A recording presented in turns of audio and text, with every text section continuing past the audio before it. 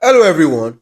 It is another episode of OP Talks, and on this episode, we are going to be talking about the review or the preview of the Premier League matches that we have for this weekend. And of course, I am joined by wonderful speakers. I'm joined by Erons, I'm joined by Obazee, I'm joined by Clinton, and I'm joined by Richard. I usually say, the social media link to their profiles is going to be in the description of this video. So give them a follow, give them a DM, give them replies to their tweets and all that. Argue with them if you don't like what they say. Tell them if you like what they say. And of course, I'm sure they are more than willing and open to get that from you. Now, the first two matches that we have, or the first two matches I want to talk about, is Spurs versus Tottenham Spurs versus Newcastle, and Aston Villa versus Leicester. Saying Newcastle over Tottenham, and he's saying Leicester are going to continue their bad run when they face Villa. Then next up, we're going to talk about Bournemouth versus Everton and Crystal Palace versus Chelsea. So, Erons, let's hear from you. Yeah, thanks, OP. So I'll start first with Bournemouth Everton. Bournemouth, we know, have been very good so far this season. I think the coach has been doing an amazing job with the squad they have, a lot of young guys in there. And Everton, as we know, have been very good defensively, like similar to the entire Arsenal pattern, being good defensively. But attacking wise, Everton have been really, really bad. In their last couple of matches, they've scored very few number of goals, mostly coming out with draws from games. When they face big teams, it's easy for them to just take okay, I want to draw. But when they play against teams, meetable teams, teams within their own level, you expect them to at least try to go ahead and kill the game. But that's not what we've seen a lot from Everton side. So tomorrow's match, Everton, I think Bournemouth is going to take the lead, and it could be a disgraceful scoreline because you don't expect Everton to keep a low block against a team like Bournemouth. I expect them to go all out and play. And Bournemouth, you trust them to always be very good on counter attacks. Looking at Semenyo, Evanilson, the way they play and capitalize on counter attacks. So I think Bournemouth is going to take that match and probably end up like 3-0. And then for Crystal Palace, Chelsea, Chelsea currently are on a two-game losing streak, and hopefully I believe that continue by the grace of God. So you see, Chelsea, one thing about Chelsea has are really good at missing chances. They always every game, every Chelsea game I've watched this season, they've always had the chance to kill the game. Every game they've lost, I'm referring to, they've always had the chance to kill the game. But Chelsea is the second team with the most big chances missed this season. So I believe that when they face Crystal Palace, which is a tough opponent, sorry, this is also going to be a London derby, just for us to remember that when they face Crystal Palace, I believe Crystal Palace is going to come out top. It's going to be a very difficult and physical game, of course, but I believe Crystal Palace is going to come up tops in their home, and I'll say the scoreline will be 2-1 to Crystal Palace. Yeah, well, thank you for that. And as usual, from the way Eros has spoken, you just know he's anti-Chelsea. What has Chelsea done? Anyways, moving on, let's talk about Manchester City versus West Ham and Southampton versus Brentford.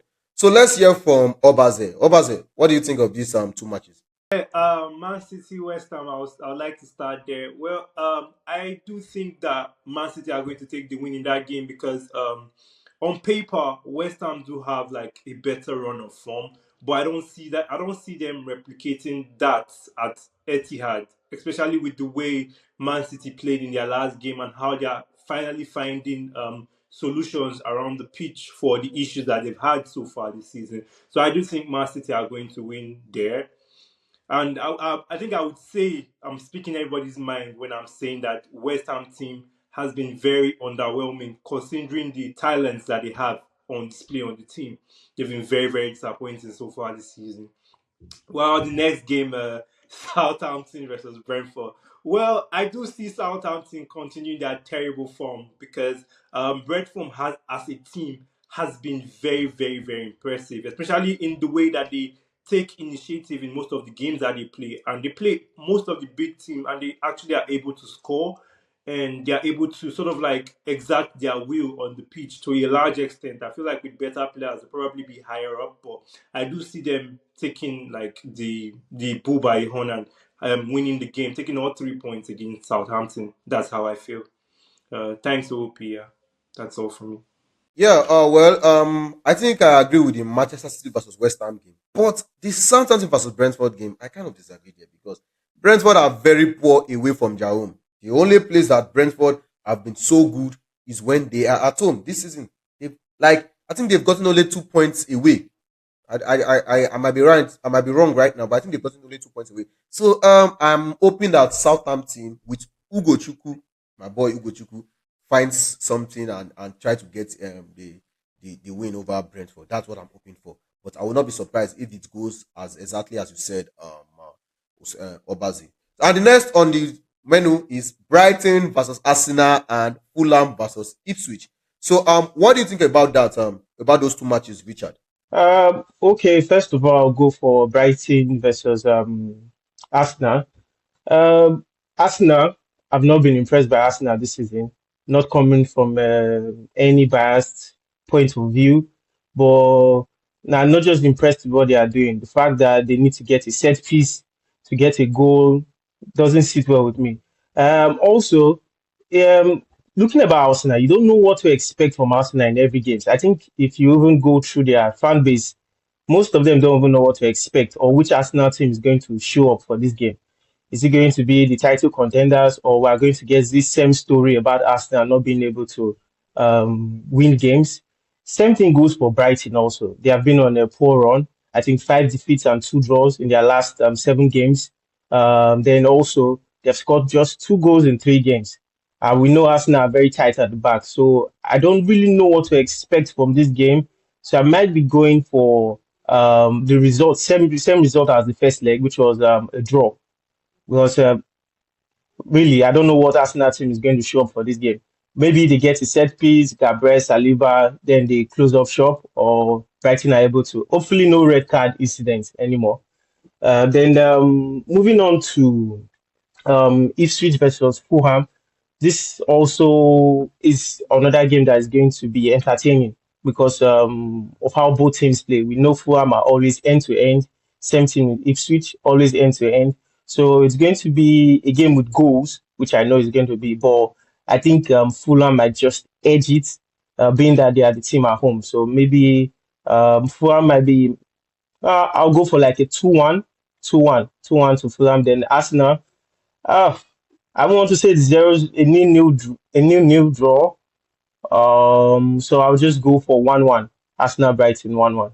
Yeah, well, that is good. But if I'm saying my mind, I hope that Brighton gets something over Arsenal.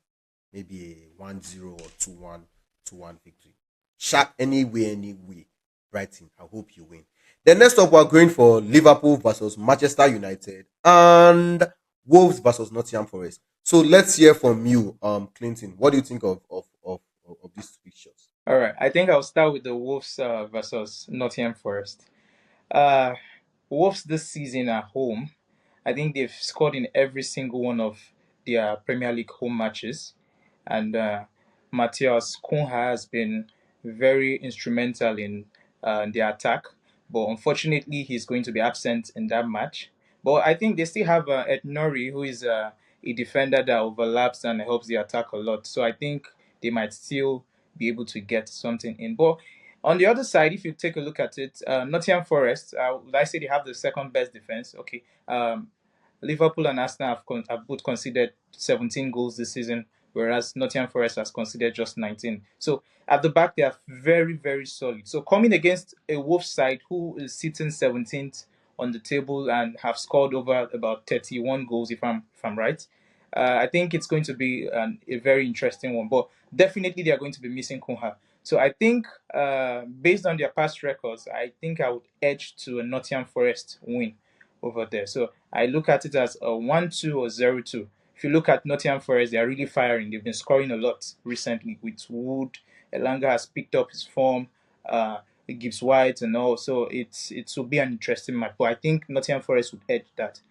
Then over to the big match, the match of the weekend, Liverpool versus Manchester United. It's supposed to be the match of the weekend, but unfortunately, I don't think Manchester United is would anybody proud. But I hope they make us proud, but I don't see that coming. To be honest, uh, they have a very terrible record in at Anfield in the last 10, 15, 20 matches. It's like it's terrible. Uh, Even if we are to talk about their home and away fixtures, even in Manchester United home, it's not been nice. And with the kind of form Liverpool is on currently, ah, I think what's the coach name? He has a lot of work to do, and I just see Liverpool strolling strolling in that match. So I think that would be. Let me not exaggerate. I think it could end up being a 4-0 win for Liverpool because if you look at what Amorim is trying to implement, the man-to-man press, filling up the spaces and all, I think it will be so exploited by Liverpool, and it's might end up being a bashing. I hope it doesn't. I hope Manchester United proves me wrong, but I see it as a bashing. That's it. Yeah, well, the big game of the week is Liverpool versus Manchester United. Whether Manchester United like they should be on a terrible run of form, Ruben Amorim, that one that's his business, but that is the game that everyone is looking forward to. And for me, I believe that not I believe. Let me rephrase that. I hope that Liverpool give them Opwe in what's that my brother's name? Gege's voice. Opwe, like flog them well. That's my prayer. So that at least and for so that Arsenal they will know that Liverpool are serious. But anyways, we've gotten the thoughts of all our speakers. But as I just want to know everyone's thought, of course, except you, Clinton, you've already spoken about Liverpool versus Manchester United. So everyone, Obazee, Liverpool versus Manchester United. What do you think the scoreline will be? Um, Even though that I am a Manchester United fan, where I would like to lean towards the United win, I don't see it happening. I think that United are going to struggle, honestly, and I do think that I hope it's not a. I don't. I hope it's not a really bad scoreline. I hope they are able to minimize maybe like a 2-0, but actually don't see that happening. I'm really just hopeful, but I do think that Liverpool are going to go away with 3 points like they always do recently. So yeah, I do see a Liverpool win. I just hope it's not embarrassing. Yeah, thank you. That is a Manchester United fan there. The most unbiased Manchester United fan I have met today. Just today. Most unbiased. He knows what is coming. But let's hear from Erons. Erons, what do you think? Scoreline. Liverpool versus Manchester United. Yeah, so my take on it is as much as we know the current form of Liverpool is certainly going to destroy Manchester United, but one thing we should always remember, Manchester United tries to turn up in big games. They try to. We saw this against Manchester City. No one expected them to get the win in that match, and they got the win. So I am personally hoping that Manchester United is able to get something, even if it's a draw. If it's a draw, we appreciate. So Manchester United will try to get something out of that match, at least for the sake of Ruben Amorim, because there's some pressure kind of mounting up on him right now. There's some pressure to win games and just show that the team has something at least. So I pray he makes the right selections tomorrow, but I think they will get something out of the game. Yeah. Well, like I always say, an Arsenal fan, they always open. I hope. Anyways, no much talk about that. Richard, Liverpool versus Manchester United. Scoreline, what do you think? Oof. Well, for this one, um, I think it's not going to be as one-sided as everybody is claiming so far. I believe Amorim is a smart coach. Yes. So he should already have an idea of what he's going to walk into when he goes to there on Sunday. So I don't think he's going to be that open. Depends on what he wants to do though. But I feel he already has an idea of how the previous game has worked out. He should know that he can't continue playing his 3-4-3, or he's not going to play his 3-4-3 with so much space against Liverpool on Sunday at Anfield. He should know that. And I'm hoping that he comes up with something. Obviously, for me as a Chelsea fan, I'm obviously backing Amorim at United, and I hope they give him time because I believe he would actually come good for them. But like they said, they will suffer for a while. But I think I'm expecting like an upset in that game. I don't think it's going to be all Liverpool as everybody is expecting. I think they might get a draw. I'm going for a draw. I think United have lost too much recently. I just can't see them going there and just going all open, all out like he did. I think he's going to be conservative. I feel he's going to do that. And we know obviously when you're fighting for titles as Liverpool are, when starts getting to a point when it does not work for you, one quick counter, and same thing happened with Nottingham Forest. So yeah, I'm thinking probably a draw for United. All right, all right, all right, all right. So right now, we have sort of have I think it's a tie right now. I think it's a tie. Oh, excluding me because my vote does not my stuff does not count because you guys know I want me. I've said it a long time. I want Liverpool to utterly beat them. Then after the Liverpool game, Manchester United can find whatever form that they're looking for. But anyways, let us know your thoughts. Let us know your reasoning about this set of matches in the comment section. And of course, we'll be there. We'll be there to have a conversation with you guys and know. And thank you for coming to another episode. And of course, we'll always be here to give you more episodes. And as usual, the social media link to every person that spoke is going to be in the description. So do check them out. I'm sure you are going to find them very, very interesting. Once again, thank you for coming to this episode of OOP Talks, and I will see you on the next one.